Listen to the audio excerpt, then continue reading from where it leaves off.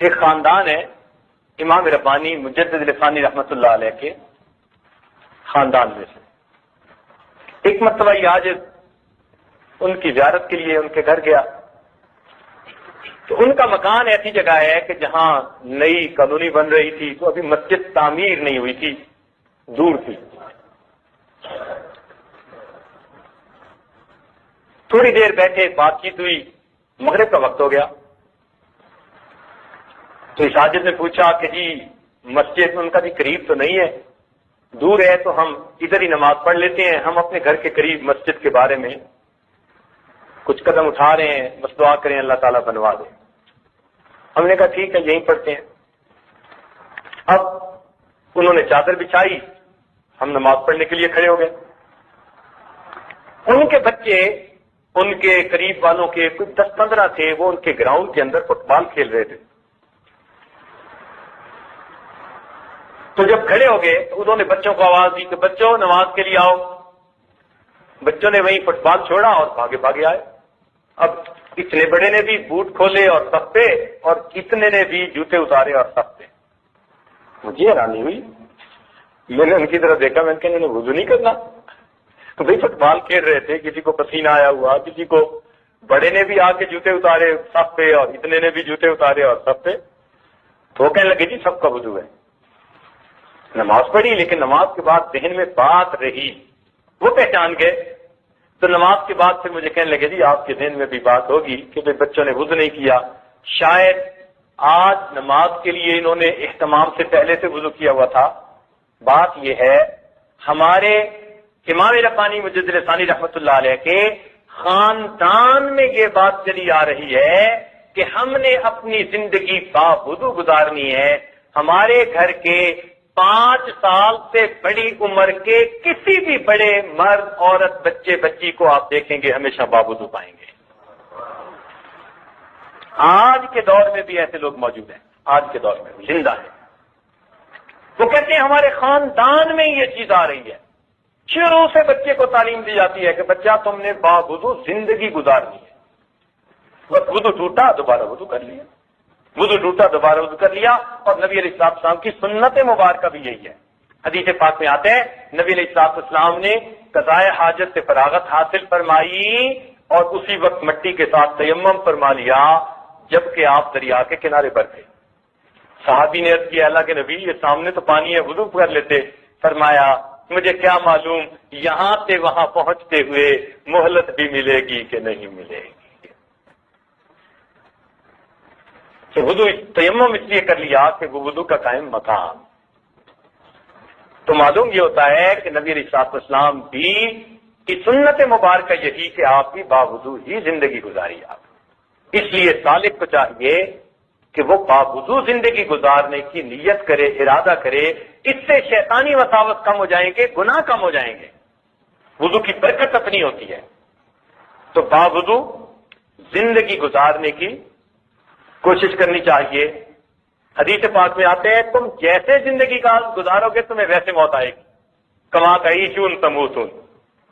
تو جب حدیث پاک میں آیا کہ تم جیسے زندگی گزارو گے ویسے موت آئے گی تو معلوم ہوا کہ جو انسان باوضو زندگی گزارے گا اس آدمی کو باوضو موت آئے گی.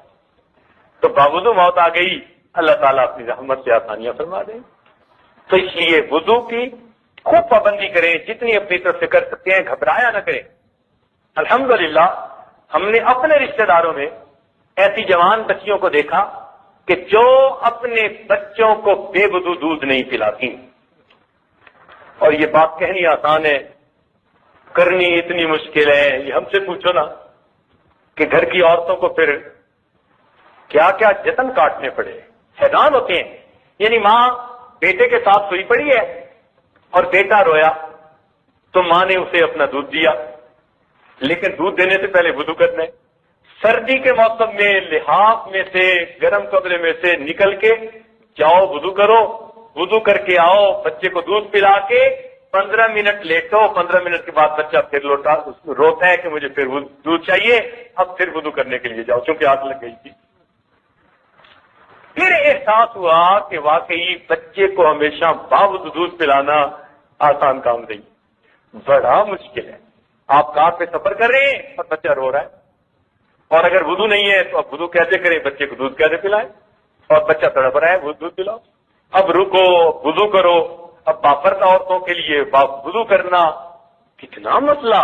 لیکن الحمدللہ آفرین ہے ان بچیوں اور ان عورتوں پر آج کے اس گئے گزرے دور میں بھی اپنے بچوں کو باوضو دودھ پلاتی ہے۔ یہ برکتیں ہوتی ہیں، یہ مشائخ کی اچھی عادتیں ان کی نسلوں میں آگے چل رہی ہوتی ہیں، ان کی اولادوں میں چل رہی ہوتی ہیں۔ خواجہ معین الدین میری رحمت اللہ علیہ نے بنگال کا دورہ کیا، 7 لاکھ ہندو مسلمان ہوئے اور 70 لاکھ مسلمانوں نے بیعت توبہ کی۔ 7 لاکھ ہندو مسلمان اور 70 لاکھ مسلمان مرید بنے، توبہ طائب ہوئے۔ جب گھر پہنچے تو بڑے خوش تھے۔ ماں نے پوچھا معین الدین بڑے خوش نظر آتے ہو۔ اماں مجھے اللہ نے یہ سعادت بخشی، اتنے لوگوں نے اسلام قبول کیا، مجھے ذریعہ کے طور پہ اللہ نے قبول کر لیا۔ ماں نے کہا بیٹا یہ تیرا کمال نہیں، یہ میرا کمال ہے، یہ تیرا کمال نہیں، یہ میرا کمال ہے۔ کہ اماں آپ کا کمال کیسے؟ لاڈ میں پوچھا آپ کا کمال کیسے؟ فرمایا بیٹے جب تم چھوٹے تھے میں نے کبھی بے وضو دودھ نہیں پلایا، یہ اس کی برکت ہے، اللہ نے لاکھوں انسانوں کو تمہارے ہاتھ پہ اسلام قبول کرنے کی توفیق بخشی۔ تو پہلے زمانے میں عورتیں اپنے بچوں کو اس طرح باوضو دودھ پلاتی تھی، باوضو کھانے پکاتی تھی۔ آج تو باوضو کھانے پکانے کا رواج ہی ختم ہو گیا، رواج ہی ختم ہو گیا۔ تھوڑا ہے کچھ جگہوں پر ہے، ابھی کراچی میں یہ عادت تھا، اپنے ہی تعلق والے کوئی دوست تھے، الحمدللہ کئی دنوں کے بعد انہوں نے کھانا سامنے رکھا تو کھانا رکھ کر کہا کہ حضرت آپ کا یہ کھانا پکاتے ہوئے میری اہلیہ نے 11 مرتبہ سورہ یاسین شریف مکمل کی۔ خوشی ہوئی الحمدللہ، ابھی کچھ لوگ باقی ہیں جہاں۔ آپ اب گھر کی عورتوں کو ذمہ داری لگا دیجیے کہ وہ ہمیشہ باوضو کھانا کھلائیں گھر کے مردوں کو، آپ کو اپنی اولاد سے شکوے ختم ہو جائیں گے۔ تجربہ کر کے دیکھ لیجیے، ہم نے اس کو آزمایا ہے۔ آپ جو کہتے ہیں نا یہ اولاد دین میں دلچسپی نہیں لیتی، پڑھتی نہیں، فرما بردار نہیں، کہنا نہیں مانتے، سب شکوے ختم ہو جائیں گے۔ کیوں؟ جب ان کو باوضو پکا ہوا کھانا ملنا شروع ہو جائے گا، اس میں برکت اور اس میں نور ہوا کرتا ہے۔ جو عورتیں شکوے کرتی ہیں نا جی خاوند گھر میں گرم دماغ رہتا ہے، تعاون نہیں کرتے، ہر وقت ڈانٹ ڈپٹ کرتے رہتے ہیں، وہ خاوندوں کو باوضو کھانا کھلانا شروع کر دیں، اللہ تعالیٰ گھر کے ماحول کو محبت پیار والا بنا دے۔ تجربہ کر کے دیکھیے، ہم نے باقاعدہ آزمایا اس کو۔ جس گھر میں پریشانی زیادہ ہے رزق کی یا صحت سے متعلقہ، اس گھر کے سارے لوگ باوضو رہنا شروع کر دیں، اللہ تعالیٰ ان کو پریشانی اور مصیبتوں سے آسانی کرتا۔ الوضو صلاح المؤمن، حدیث جو آئی ہے نا، تو یہ حدیث معمولی نہیں ہے کہ وضو مومن کا اسلحہ ہے۔ اسلحے سے انسان کی جیسے حفاظت ہوتی ہے، اسی طرح وضو سے انسان کی ہر پریشانی ہر مصیبت سے اللہ حفاظت فرما دیتے ہیں۔ تو اس لیے آج باوضو زندگی گزارنے کا اہتمام یہ بہت کم ہے۔ پہلے زمانے میں خانقاہوں میں تو اس کا بہت اہتمام سمجھایا جاتا تھا، باقاعدہ اس کی تعلیم دی جاتی تھی اور ہر بندہ ہر وقت باوضو رہتا تھا۔ چنانچہ ہمارے سلسلہ عالیہ کے ایک بزرگ تھے حضرت خواجہ فضل علی قریشی رحمۃ اللہ علیہ، اس عاجز کے وہ پردادا پیر بنتے ہیں، شیخ کے شیخ کے شیخ، تو پردادا پیر بنتے ہیں۔ سبحان اللہ، ان کی اپنی زمین تھی اور وہ زمین میں خود اپنی کاشت کرتے تھے، اور فرماتے تھے کہ میرا معمول ان دنوں میں یہ تھا کہ میں زمین میں کاشت کے دوران لا الہ الا اللہ کا ذکر کرتا، شام کو حساب لگاتا 70,000 مرتبہ ہو چکا ہوتا۔ ایک دن میں 70,000 مرتبہ کلمے کا ذکر کرنا، سبحان اللہ، تب تو زندگی میں نور آتا تھا نا۔ تو ان کی عادت تھی، ان کی خانقاہ میں کئی مرتبہ بچھانے کے لیے دسترخوان بھی نہیں ہوتا تھا، قسم پرسی کا عالم تھا، استغنا ہوتا تھا، لوگوں کی طرف تو نظر ہی نہیں ہوتی تھی،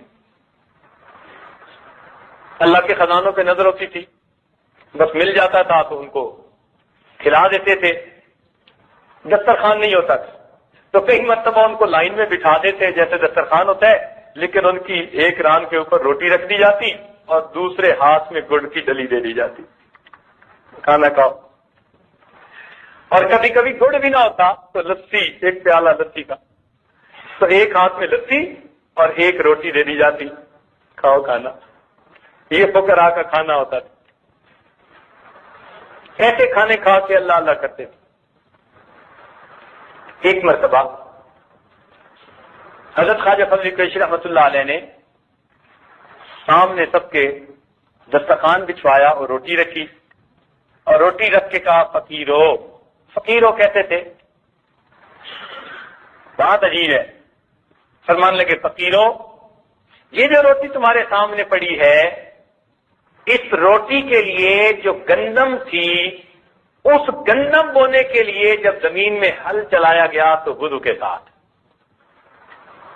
جب اس زمین کو پانی دیا گیا تو وضو کے ساتھ، جب گندم کے دانے زمین میں ڈالے گئے تو وضو کے ساتھ، پھر بعد میں اس کی حفاظت کی گئی تو وضو کے ساتھ، پھر گندم کو کاٹا گیا تو وضو کے ساتھ، پھر اس کے دانوں کو بھوسے سے جدا کیا گیا تو وضو کے ساتھ، پھر گندم کو آٹے میں پیسا گیا تو وضو کے ساتھ، پھر آٹے کو گھر کے اندر گوندا گیا تو وضو کے ساتھ، اور پھر اس کی روٹی پکائی گئی تو وضو کے ساتھ۔ فقیرو، وہ روٹی آپ کے سامنے لا کر پہنچائی گئی وضو کے ساتھ، کاش کہ آپ لوگ بھی اسے وضو کے ساتھ کھا لیتے۔ یہ تعلیم دیتے تھے ہمارے مشائخ، کاش کہ آپ لوگ بھی اسے وضو کے ساتھ کھا لیتے۔ اللہ اکبر۔ مجھے المجالس میں ایک واقعہ پڑھا کہ ایک عیسائی عورت تھی، اس کا بچہ تھا،